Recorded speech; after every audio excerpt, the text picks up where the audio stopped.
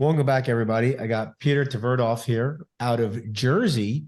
So for my NARPM members, we actually do have some NARPM members north of DC or Virginia, I guess. So Pete, thanks so much for being here today. I really appreciate getting to talk to you. So thanks again for being here. Yeah, Pete, thanks for having me on. I'm excited to be on.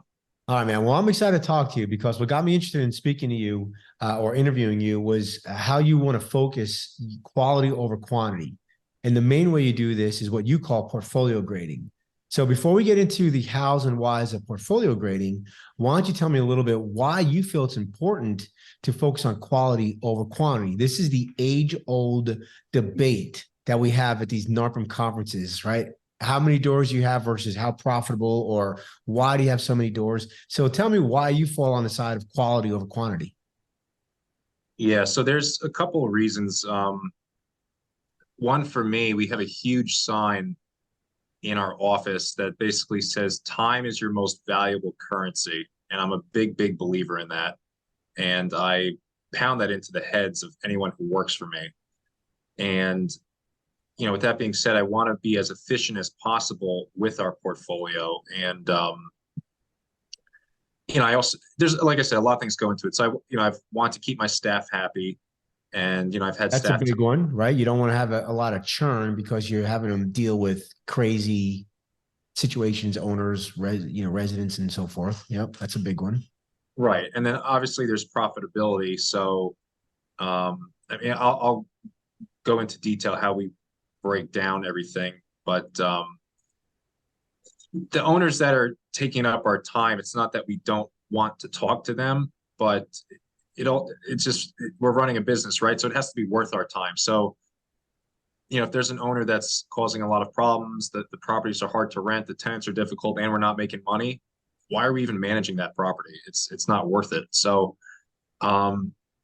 we started to do a little bit of that in 2022, and this year in 2023, we did a ton of it. Frankly, we've cut probably like 10% of our portfolio, and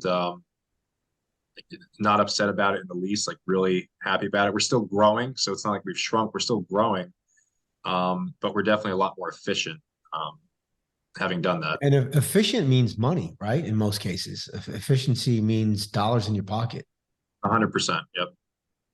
All right, so let's talk a little bit about this. So basically, you want to keep your team, right? You don't have a lot of team churn. You want to be profitable, and chaos means you don't make any money. So if you bring all these doors and you can't manage them, and so there's, but you still want to grow. So it's not always quality over quantity, but there is you have a specific recipe that you're following for growth. Now, I'm sure, like all of us, you had to grow, right, before you could start trimming the bush, so to speak. So let's talk about what you did, because you just said you churned about 10%. So let's talk a little bit about what you call you call it portfolio grading. So talk to us a little bit about what made you come up with this, and then let's get into details of how you do it. So if somebody else is listening, that they can actually take this and have an action item after they listen. Yeah. So I'm a big fan of doing it. We do it once a year, and what we do is we sit in the meeting room, and both the property managers. But really now, like, we also have assistants because we're kind of like a hybrid structure. So any property manager who talks to tenants and owners is going to be sitting in on this meeting, and we grade from A to F. And so. All right. So just curious, do you have a specific, like, what time of year are you doing this? Is it the end of the year type stuff typically? Kinda, yeah. Like we'll do it in November of this year, just because December, there's so much end of the year stuff. It's like spilling over into other months now. It's crazy. That's actually, you know what? That's a great point. So if you're thinking about doing an end of year grading, do it in November, not December, because then you have also people taking vacations in December and you have a lot of end of year stuff. So, all right, awesome. So, okay. So November, you sit down with your team, anybody who has interactions with owners and residents, it sounds like. Exactly. And so what we do is, we come up with a list of the properties, all the clients, whoever the property manager is, and we have an owner rating, then we have a property rating, and then we have a time rating, which I'll talk about in a minute. And each one of those we grade A to F. Okay. All right. And no resident rating, just owner, property, and time. Correct. Yeah. No resident rating right now. Although I guess that's something we could look into. Although you got to keep in mind, I'm in New Jersey, very, very tenant-friendly state, not as easy to get rid of as tenants as other states might be. Um, so anyway, we grade them A to F. And A, like an A owner is basically, they love us. They've left us a 5-star review, easy to work with. They just completely trust us. A B rating, very similar. They're easy to work with. The only thing they have not done is just left us a 5-star review. So A is kind of a raving fan, and a B is easy to work with, and they like you. Maybe they've even given you good customer satisfaction surveys, but they just hadn't gone public with it, or haven't given a referral. Exactly. Yeah. So our A's and B's just completely trust us. They don't micromanage. They let us do our thing. They just trust is the biggest thing, and and they're a pleasure to work with. C's, it's either the owner's cheap or a pain in the ass. And an F is the owner is cheap and a pain in the ass. Okay. So we'll grade all the owners. Then we'll grade all the properties. Now, just curious, you went from C to F, but you left out D and E. Is there any other things that make a difference between D and E versus F, or you just go A, B, C, F? We go A, B, C, F. Yeah, there no D. All right, no D's. No D's given here. All right, everybody gets a curve. Yeah, exactly. Now, let me ask you this. Now, you're asking your team, you're going down through all these different owners, and you're asking them, are they, an A, B, C, or F, right? Now, is there any way, now you can quantify the A's if they've given you an online review, that's easy to see. But how do you quantify a C versus an F? How do you know if somebody is cheap?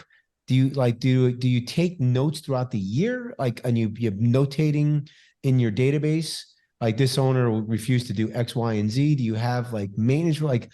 How do people make their cases? Is it just by feel? Is there any data that goes into this? Yeah, I'd say it's just by experience because we'll have discussions about it. Because the good thing with us is, like I said, we're a hybrid structure. So we do what I call a sandwich management. So we basically have a senior property manager and then an assistant property manager. So there's always 2 people managing a portion of the portfolio.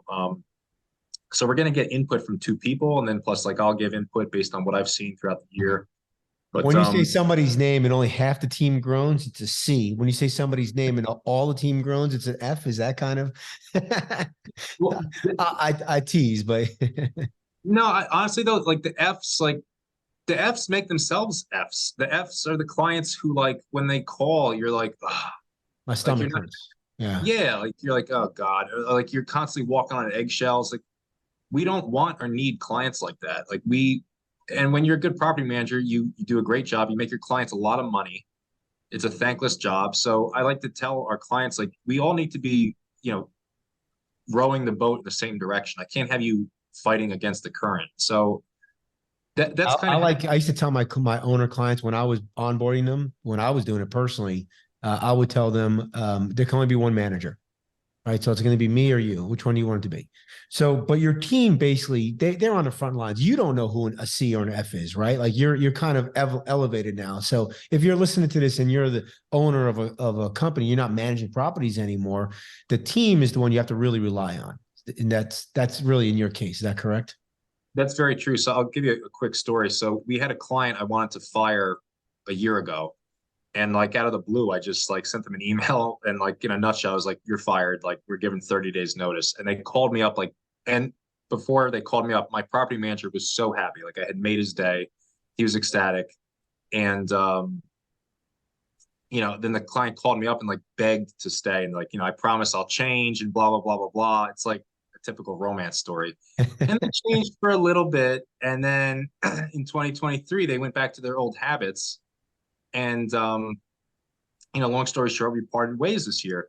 And my one property manager was so darn happy about it and made me realize, I got to listen to my staff. They're the boots on the ground. I have to really trust them. So if they're Pete, this property is not a good property, or this client's going to be a problem, you have to trust your staff enough to say, okay, you know what, you're right. Let's get rid of them now if we can, or if not, let's bring on new doors. And as soon as we do, get rid of this portfolio. All right, so that's how you do your owners, right? So you're leaning heavily on experience with the team, and then they're grading their owners. Now let's talk. You talked about properties next, so let's talk a little bit about how you grade properties. Yeah, so with properties, again, like an A or a B property is just, it's something like we would want to show in pictures to people, like, hey, like this is one of our nicer properties. This is like a gold standard property. That's like what an A and a B is. Then a C is just, it's like an average rental. It's not good, it's not bad. It's just, it's just average. And then the F is just the ones that are embarrassing to show. Or now at this point, we'll get feedback from our leasing agents because we'll know properties that take a long time to get filled. That And was my question. Okay, yep. and then like we'll know like we can't fill this because the place is a wreck. The place needs to be updated. And we've done a pretty good job convincing owners to upgrade their units when they become vacant. And some are more willing to do that than others. But after a while, we tell the owner, like, Mr. and Mrs. Owner, this has taken us forever to rent. It's not in your best interest to keep it the way it is because you're not getting maximum rent. If you let us do what we can do, we'll get you max rent. It'll be a better rental, a safer place. So that's So it's that's not just based on like on area. Like if you have nicer areas, typically you're going to have your A and Bs in those nicer areas, but you could have a C because it might be a property that's not upgraded and the owner's unwilling to upgrade it. Is that right? Or yeah, yeah. I mean, so yeah. there's kind of like rules that can tell you if it's an A, B, or C, I'm guessing, right? Like based on rent amount, I guess would also be an indicator if it's an A, B, or C. Yeah, yeah, absolutely. So like an A is like top line rent, place is just beautiful, beautiful property.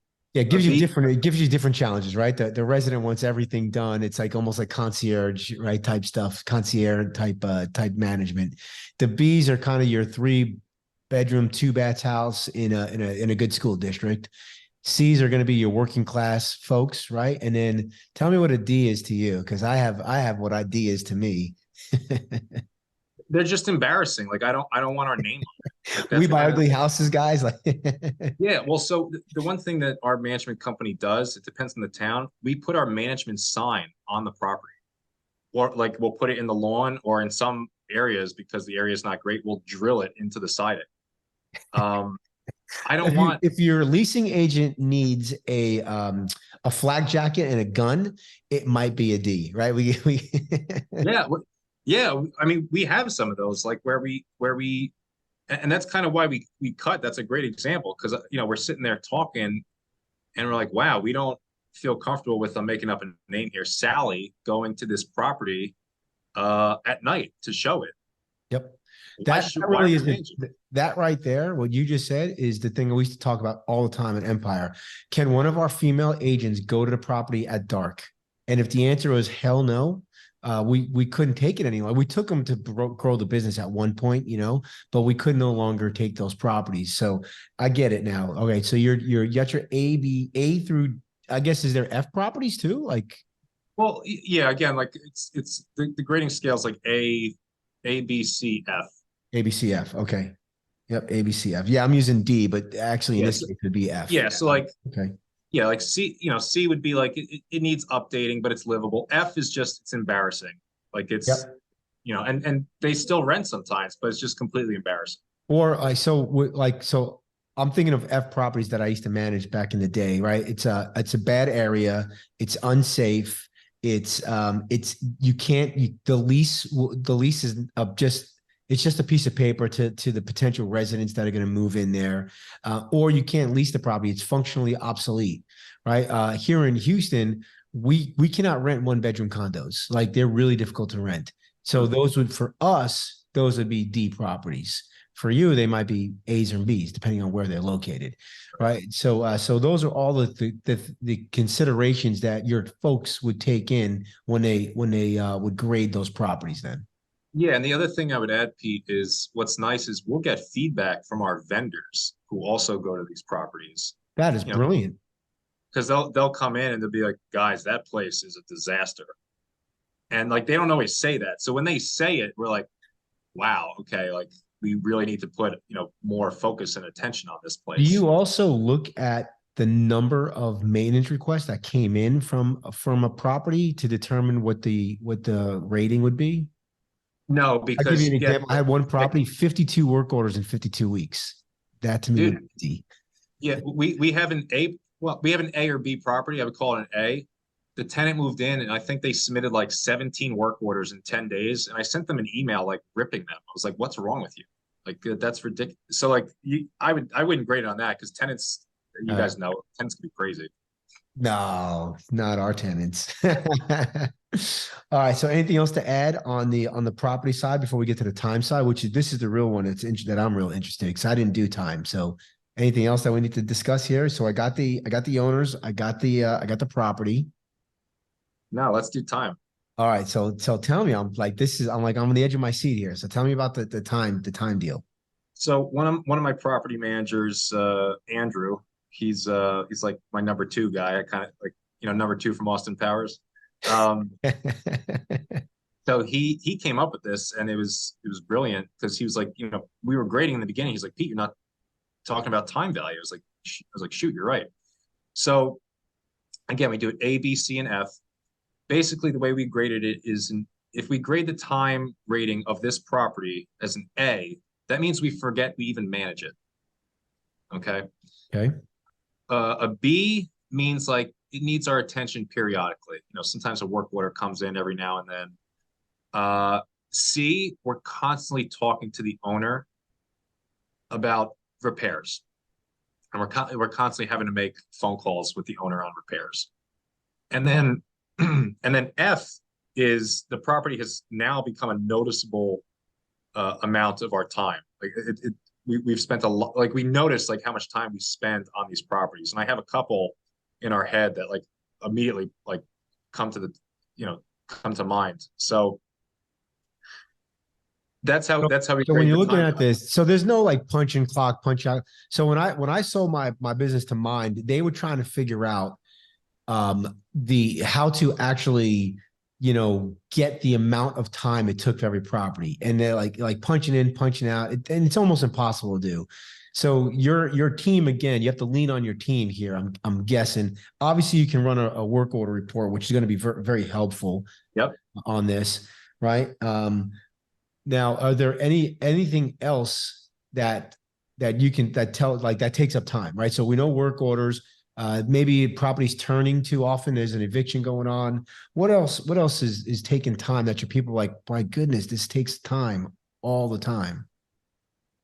I mean, the big thing is the condition of the property. That's why we go back to the property rating. Like the properties that are rated, F or C, the time is also usually rated F or C. Got it. Yeah, you're not going to the have owner might be an A, but the time and yes, the property. Okay. Yeah, you're not going to have a crummy property not have problems. Right. Okay. So I got to ask you this a little bit off base, but do you guys have a ticketing system other than work orders, and you create a work order for maintenance? Do you guys have a ticketing system for like lease renewals and things of that nature? Like we used to use HubSpot. There's other softwares out there that at least tells you how many tickets came in, not just maintenance, but for the whole property. Anything like that? Oh, I see. That's interesting. No, we don't have anything like that. I mean, we have, processes and procedures in place, but no ticketing system. Okay, yeah, I think like Zendesk is one of the ones that people use, and I'm sure people listening right now to like this, and they're yelling at me at the radio right now, telling me what other softwares are out there. I'm a big fan, and I think one day I'm gonna actually do a whole podcast on ticketing versus like everything in your email box. All right, so because the ticketing would literally help with all of this, right? Because you can see all the tickets for all the different properties or the owners, whatever. All right, so now you have your owner, your time, and your property.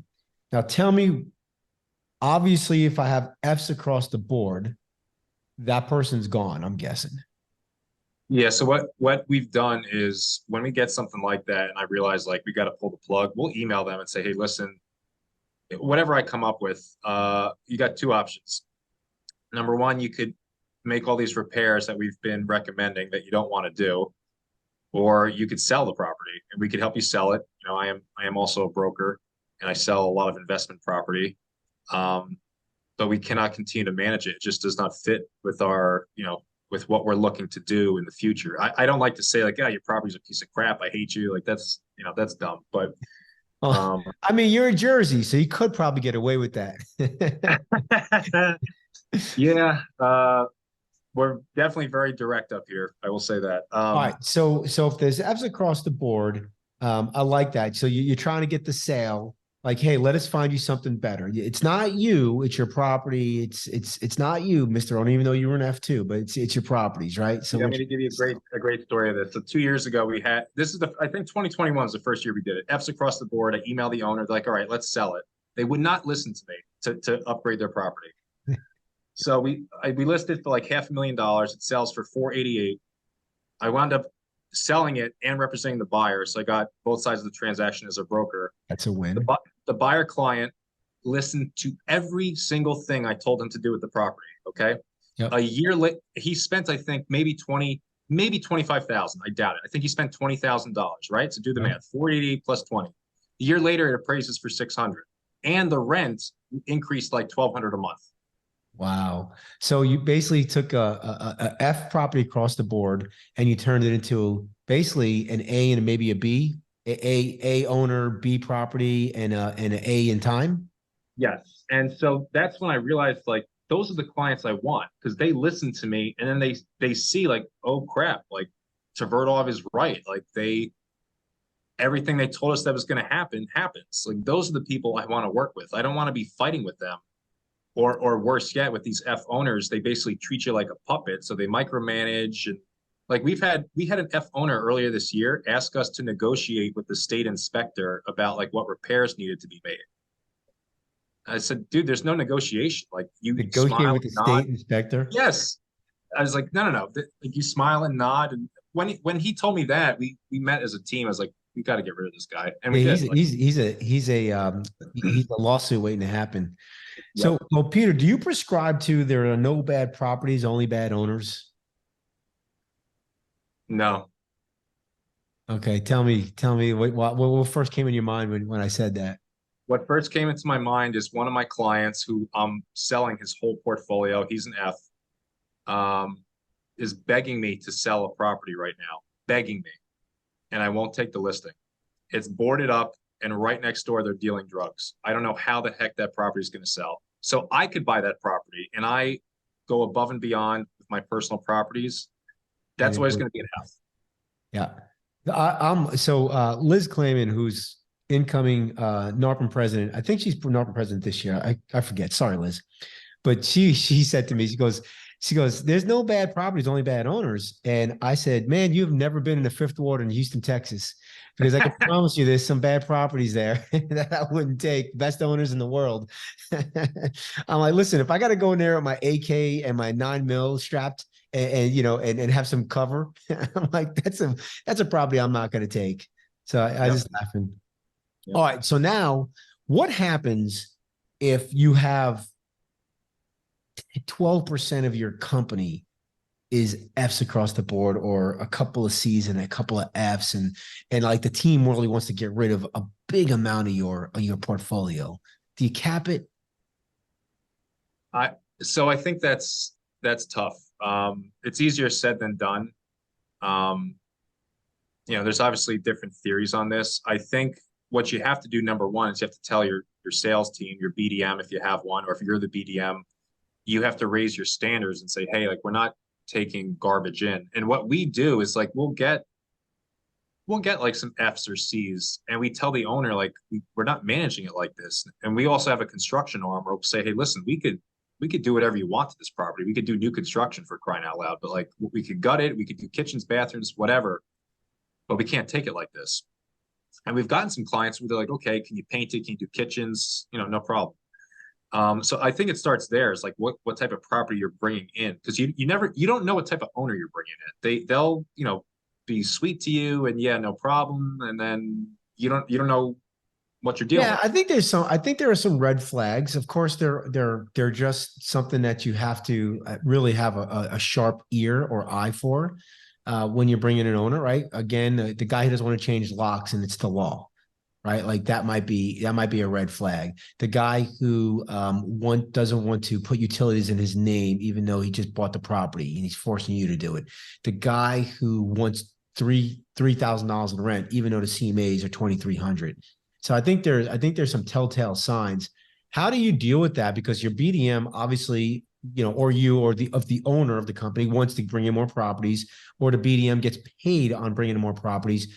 How do you kind of soften that blow between sales and operations, right? Because ops, you don't want ops to deal with all bad properties, but you also need a couple of wins for your sales team. Do you have specific like do you have specific like guidelines on what type of property you'll take? Yeah, I mean, it's through training with our BDM. Like they've gotten a lot better with knowing like what kind of property, we want to bring on. Because it's a reflection on them too. If like they bring on a property and 3 months later we're wanting to cut it. So if they're unsure sometimes, they'll reach out to me. But You pull the commission if you cut it within 3 months? Come on, you're from Jersey. Of course you do. Yeah, I Take them mean, out back and you say, hey, bada bing. I'm gonna take your commission back. oh my God. Yeah. I mean, we haven't really had anything happen like that yet, thank God. But yeah, it's a fine line to to walk for sure. Yeah. So your salespeople then, are they in these meetings? Do you bring the salespeople and the BDMs in the meetings at the end of the year too, so they get an understanding of what a bad property looks like and a bad owner, or now you're going to start doing it because I just brought it to your attention. We do now. Yeah, I'm with you, man. When I was growing my business, I would take, my business partner was in sales. I was the operations guy. He's like 6'4", 240. Like I wasn't going to wrestle him. So like, like I had to like acquiesce sometimes. Or I was going to I was going to do maybe a running race. Like, hey, let's race for this one. We'll arm wrestle for the last one. And he wins that one all the time. We'll do a 50-meter race and I'll typically win that one. But it became a challenge. It became a big problem for us because sales just wanted to get the yes, and they would just bring over properties like my team just did not want to manage. And we actually had to create like, here's the list of properties that are yeses, that are nos, and everything is gray. Then the sales manager and the operation manager, which ended up being the two owners until we actually got managers in place, we would have to like, determine why we would take it or not take it. And it was always a challenge, especially on those ones that are gray, Yeah. Yep, for sure. All right, man. So you cut 10% of your portfolio 1 year. Is that correct? Yep. If somebody's listening to this and they do this, what are your recommendations? Is 10 too much? Were you able to handle it at your level? You have about 300 and something doors at the time. So you cut 30 properties basically around that time. Yeah, but a lot of income. Yeah, for sure. Well, so the other thing I didn't get to touch on is we also break down the revenue per unit. And we also manage student rentals, and that kind of skews our revenue per unit. So we broke down what's our revenue per unit with student rentals and what is it with non-student rentals. And then we had those two averages. And then I was looking for like all the properties that are under those averages. Okay, well, how can we bring them up? And then it was, oh yeah, that lady doesn't like to fix anything. Yeah, that guy always claims he doesn't have money. So, I was like, these are pigs. So just for sake of argument, I can manage 10 doors and make $100 per door, which sucks, right? Or you can manage, I'm making up a number, 2 doors for $500 per door. Right. So what I realized is like, if we could target different owners where we're making the same exact amount of money for less door count, less oversight, that's huge. That's a huge win for operations, for everything. Now we're more efficient, we're more profitable. So that's another way we kind of, peeled everything back. So that's why I'm all about being as efficient as I can with our portfolio, because like you're right, in the industry, that's just how people, like, you don't go up to someone's like, hey, what's your revenue per unit? You say, hey, what's your door count? So I'm not impressed when people are like, oh, I have 1,000 doors. I spoke with somebody the other day. They were like, they're like, yeah, I got this 150 door portfolio. I'm making $6,500 a month. I was like doing the math. I was like, that's terrible. I would never do that. Right, right. Yeah. It's funny when people say, well, what's your door count?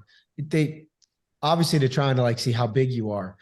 The only reason why I look at door count is to know what do your operations look like, right? Like, because my operations at 300 units looked a lot different than when I was at 100 units, and it looked a lot Yeah, different when I true. was at 1,000 units, right? So if I'm asking what your door count is, I'm the revenue profitability, that's not really actually connected to your actual door count. Because you could have a lot of doors and make less money. Matter of fact, I actually did that. I had more doors and made less money. When I had less doors, I was actually more profitable. All right. So I was actually one of those guys that actually did that. But from a operational point of view, it's really fascinating to see, what people are doing at specific sizes, what the org structure looks like, what the automation looks like, what they're paying people and all that good stuff. Yep. So I love it, man. Well, listen, I appreciate it. We are going to hit a break here. And then we're going to come back for the lightning round. Peter, are you ready for the lightning round? I'm ready.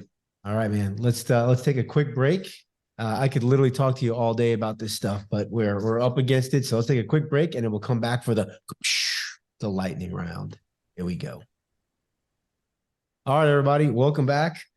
We got Peter out of Jersey in the hot seat for the lightning round. All right, man. You ready? I'm ready. All right. What PM software do you use? Appfolio. What is your current org structure? Hybrid. Do you use virtual assistants? Yes. Do you have BDMs? Yes. What is one piece of advice you'd give someone just starting out in the PM business? Whew.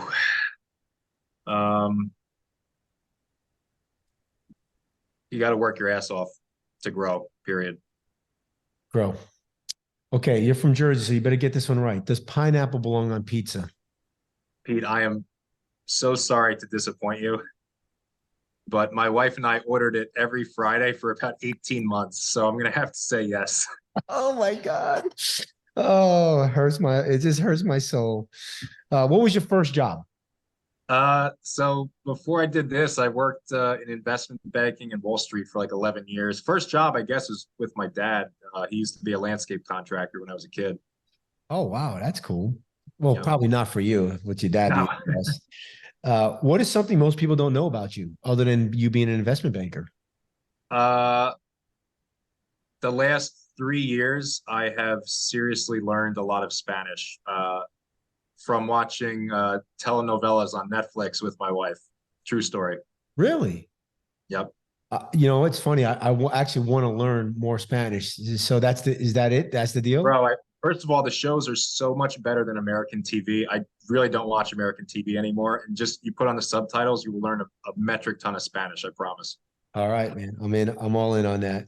Okay, let's see. What book are you currently reading, or what is one that's impacted your business or life? The book that's most recently impacted my business is The Pumpkin Plan. I forget the author, but it basically relates to the topic we're discussing today. In a nutshell, he researched how people grow these Guinness Book World Record pumpkins, and it's kind of what we're talking about with cutting the weeds and feeding like the good owners and the people who want to grow and do things the right way. Excellent book for business. And then the one I'm reading right now is called Glow Kids, which for any parent, I suggest you read it. It's basically about how bad smartphones and tablets are melting the minds of young kids. It's a very interesting book. Scary. What is one challenge you're currently facing in your business?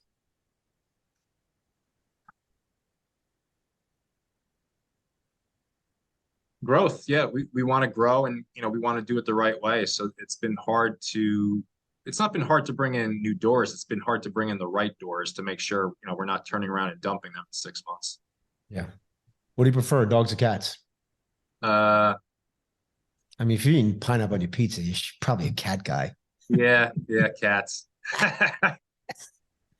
Oh, man. Thanks so much for being here, Pete. If somebody wants to get in touch with you, what's the best way to get in touch with you? Very active on Instagram. Pete Does Real Estate. I post on there like a couple times a week. That's the best way to hit me up. I'm more than happy to chat with people. All right. And if you're listening to this and you're not part of NARPM, I don't understand why you are not a member yet. So please go to NARPM, NARPM.org, or give them a call at 800-782-3452. And if you're stressed in your business, you need to grow, you have too many hats and your payroll is too high, you might need a VA. Give us a shot, vpmsolutions.com. We are the only online platform that is free and is dedicated to the property management industry. All right, everybody, have a great day, and we'll see you next time.